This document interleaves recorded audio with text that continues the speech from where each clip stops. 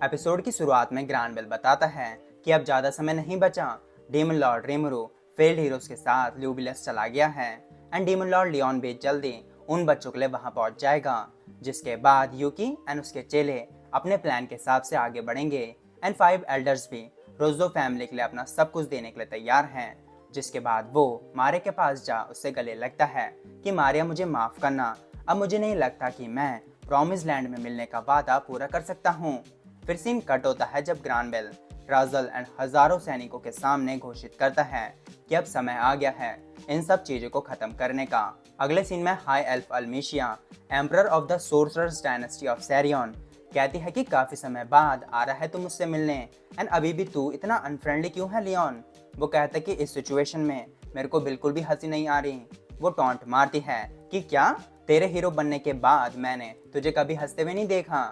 वो कहते कि फालतू बकवास नहीं, असली मुद्दे पे बात करते हैं। अल्मीसिया कहती है कि तू पूछना चाहता है कि क्या मैंने उन बच्चों को टेम्पेस्ट में देखा। जिसको सुन लियोन समझ जाता है कि अल्मीसिया को सब कुछ पता है, तो वो झूठ ना बोल कहता है हाँ एंड कैसे डीमन लॉर्ड रेमरू मेरे बारे में अच्छा नहीं सोचता, लेकिन मैं उसका दुश्मन नहीं बनना चाहता। अल्मीसिया चाय की चुस्की ले बताती है कि तेरे बोलने रहने का तरीका, तेरे ईसकार्ड बच्चों को इकट्ठा करना, वही रेमरू को तेरे को ना पसंद करने का रीजन है। जिसपे लियोन कुछ नहीं कह पाता। अब इतना चिढ़ा के अल्मीशिया बताती है कि टेंशन मत ले, मैं तेरी मदद करूंगी टेम्पेस्ट के साथ दोस्त बनने में एंड हम भी नहीं चाहते तुझसे या तेरे लोगों से लड़ना। एंड फिर बताती है कि हाँ मैंने देखा था उन बच्चों को, वो बहुत मजे कर रहे थे टेम्पेस्ट के फेस्टिवल में। लियोन फिर खुश या उम्मीद ले पूछता है कि क्या उनमें कोई क्लोए नाम की भी लड़की थी। एंड ये सुन अल्मीशिया सरप्राइज्ड कि तू फाइनली मुझ पे ट्रस्ट कर रहा है। अब मैं उन लोगों से कोई बात छुपाने की स्थिति में नहीं हूँ जिन्हें मैं अपना दोस्त मानता हूँ। अल्मीशा कहती कि अच्छा ठीक है, अगर तू मुझ पे भरोसा करेगा तो मैं जरूर तेरी मदद करूंगी। वहाँ थी एक लॉय ओबुड नाम की लड़की, क्या वही है जिसे तू ढूंढ रहा था। लियोन पूछता कि क्या तुझे पता था। अल्मीशा बताते कि तू बहुत कम बात करता है, इसीलिए हीरो सीजू तुझ पे भरोसा नहीं करती थी ना। लियोन उस सब को बकवास बताता है कि मैं क्लॉय को पाने के लिए कुछ भी कर सकता हूँ, इसी रीजन की वजह से क्लॉय तुझे हेट करेगी। वो कहता कि चुप एंड फिर पूछता है तो बच्चे रेमरू के साथ है ना। अल्मीशिया ये सुन कहती है कि अगर तुझे शंका हो रही है तो मैं बता दूं कि टेम्पेस्ट एंड ल्यूबिलस बेकसूर हैं। लियोन शॉक्ड कि इतना कैसे पता है तुझे। वो बताती कि इसे पॉलिटिक्स कहते हैं। कैसे मुझे पता चला कि रोजो फैमिली जिन्होंने नॉर्थ की प्रोटेक्शन को खो दिया है, उन्होंने अब ल्यूबिलियस पर अटैक करने का प्लान बनाया है, इसलिए डीमन लॉर्ड गाय भी जरूर कोई ना कोई कदम उठाएगा। तभी मैं अपने लोगों के साथ नॉर्थ जाने वाली हूँ एंड अगर तू ल्यूबिलियस जा रहा है तो वो तुझे रास्ते में वहाँ छोड़ देंगे। लियोन फिर अल्मीशिया को सॉरी क्या बताता है कि मैं सिर्फ अपने स्वार्थ के लिए ही काम करता हूँ। मैं गाय के साथ भिड़ने के लिए आ सकता था, लेकिन वो एक अच्छा कदम नहीं होगा। अल्मीशिया उसको बताती कि टेंशन मत ले, सब ठीक है एंड तू बिना झिझक जा सकता है। एंड जब लियोन जा ही रहा था तो अल्मीशिया पीछे से चेतावनी देती है कि सेरबरस तुझे हर हाल में इन सब में घसीटने की कोशिश करेंगे। लियोन कहता है कि मुझे पता है ये एक ट्रैप है एंड उसके ऑकवर्डनेस को देख अल्मीशिया एक स्माइल देती है।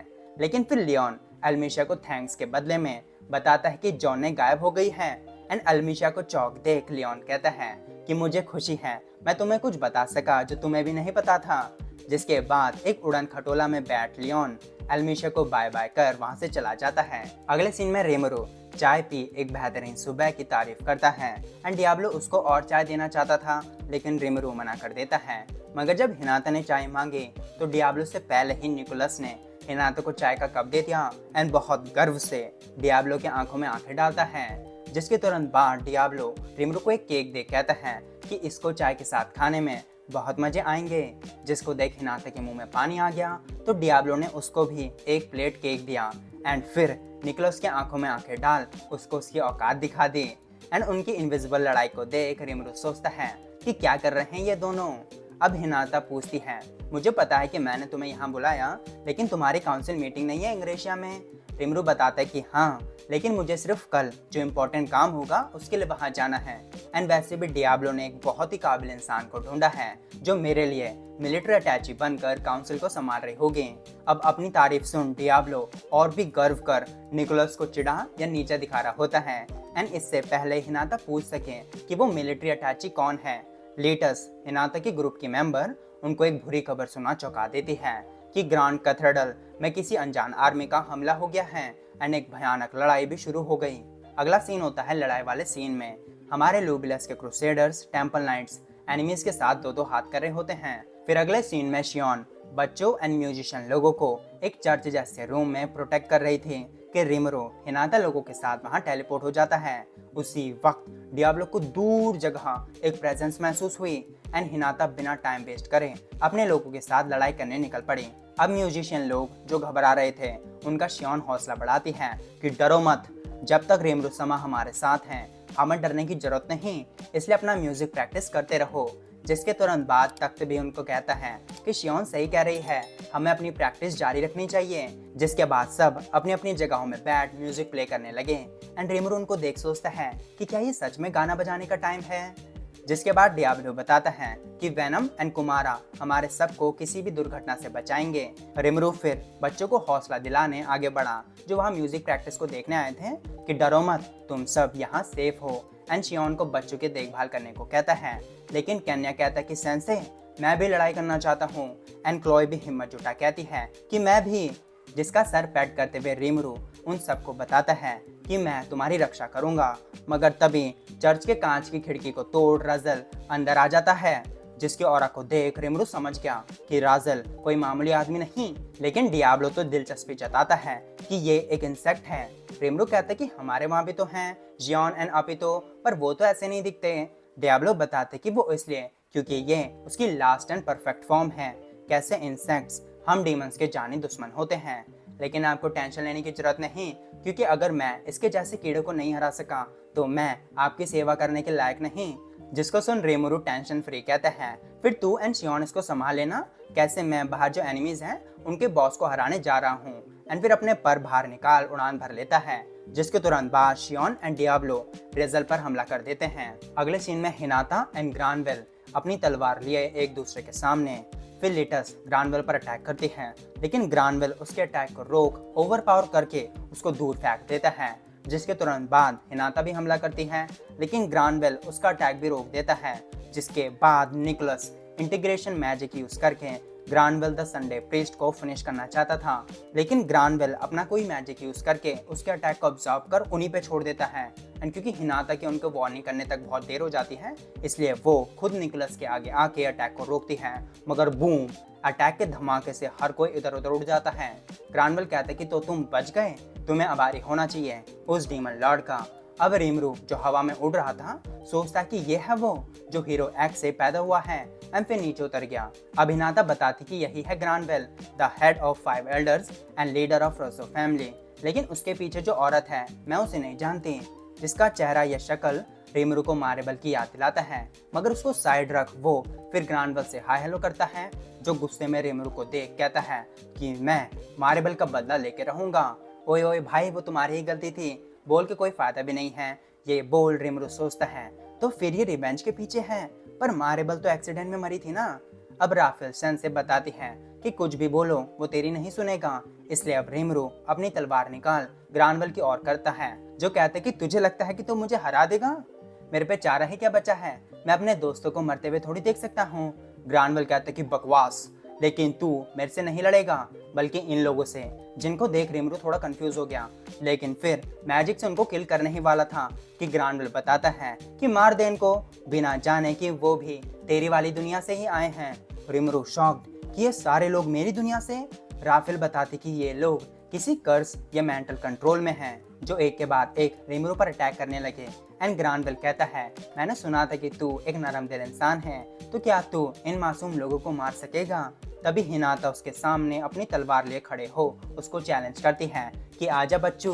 रेमरू उसको चेतावनी भी देता है, लेकिन हिनाता फिर भी ग्रानवेल पर अटैक कर देती है, जिसको ग्रानवेल बहुत आसानी से रोक देता है। एंड फिर मारेबल को कहता है कि जा लूमिनस को ढूंढ के यहाँ ला, एंड अगर वो ना आना चाहे तो उसको किल भी कर सकती है। जिस आदेश को स्वीकार कर मारिया वहां से जा ही रही थी कि हिनाता उसके ऊपर अटैक करती है, मगर ग्रानवेल ने दोबारा उसको आराम से रोक दिया। जिसकी ताकत को देख हिनाता कहती है, अच्छा तूने अपनी ताकत अभी तक छुपा के रखी थी। वो कहते कि छुपा के नहीं, जरूरत नहीं पड़ी इस्तेमाल करने की। अच्छा बच्चू, इस घमंड को मैं अभी तोड़ती हूँ।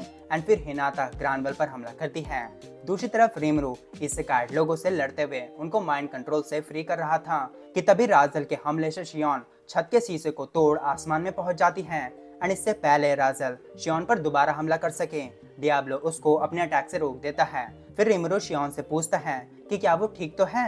मैं तो ठीक हूँ, लेकिन डियाब्लो थोड़ा अजीब सा बर्ताव कर रहा है। रीमरू भी सोच में पड़ जाता है कि ऐसी क्या बात होगी। तभी राफेल रीमरू को सूचित करती है कि जिस तरफ डियाब्लो देख रहा है उस तरफ कोई इंसान खड़ा है, जिसको सुन रीमरू तुरंत डियाब्लो को कहता है कि तुझे कुछ टेंशन हो रही है ना। डियाब्लो माफी मांगता है कि आपने मुझे कोई काम दिया लेकिन मैं उसको अच्छे से नहीं कर पा रहा हूँ। रीमरू सोचता है कि अगर डियाब्लो को इतनी टेंशन हो रही है तो जरूर कुछ खतरनाक मामला होगा। अब रीमरू रंगा को बाहर निकाल शियोन की मदद करने को कहता है, जिसके शियोन के पास पहुंचने पर रीमरू शियोन को कहता है कि अब रंगा के साथ मिलकर तुझे ही दुश्मन को हराना पड़ेगा। वो कहते कि बिल्कुल, आपको तो बोलने की भी जरूरत नहीं थी। एंड रंगा भी बाहर निकल ऐलान करता है कि मैं सबको धूल चटा दूंगा। फिर रीमरू डियाब्लो को अपनी प्रॉब्लम को निपटाने को कहता है कि तुझे अपने साथियों पर भरोसा कर उन पर निर्भर होना चाहिए। डियाब्लो हंस कहता है, लगता है मैं कुछ ज्यादा ही घमंडी हो गया था, पर अब मैं समझ गया हूँ रीमरू समा।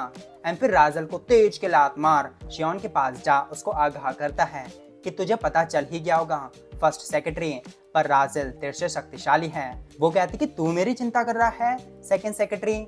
नहीं, मेरा मतलब डियाब्लो, मैं स्वीकार करती हूँ कि तू मुझसे शक्तिशाली है, जिसका मतलब तुझे रीमरू समा के हर दुश्मन को हराना होगा। इसलिए तू चलता बन, ये लड़ाई मेरे पे एंड रंगा के ऊपर छोड़ दे। अब डियाब्लो हंस कहता है कि शियोन जी, मुझे नहीं लगा था आप कभी मुझे नाम से बुलाओगे। वो कहती कि सिर्फ शियोन बोल, इतनी इज्जत मत दे, मुझे उल्टी आ जाएगी। अब डियाब्लो शियोन को गुड लक बोल गायब हो गया एंड उसी वक्त शियोन भी राजल पर हमला कर देती है।